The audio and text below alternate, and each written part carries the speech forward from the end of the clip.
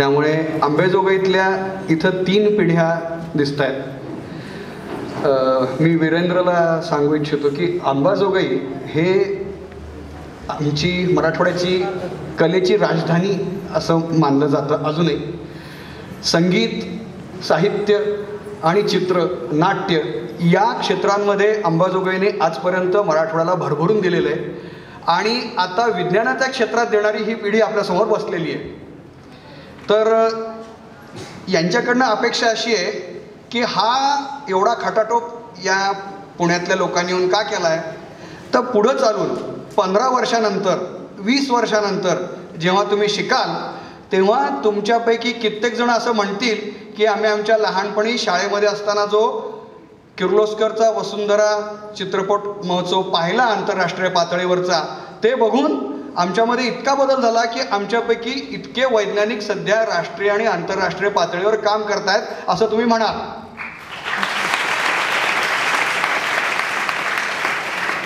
आव्हानं भरपूर आहेत, समस्या भरपूर आहेत, म्हणजे तेवढी संधी पण आहे ना.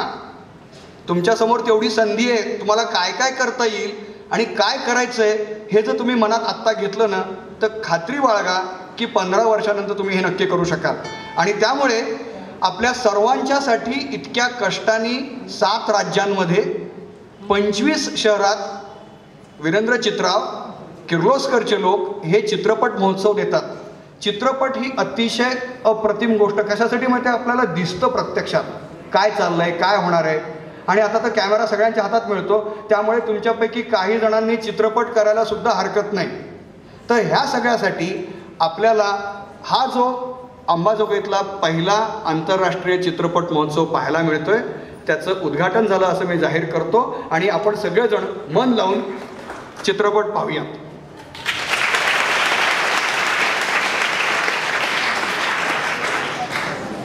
आता आपल्याशी मी गप्पा मारणार आहे, काही फोटो, काही चित्र दाखवून.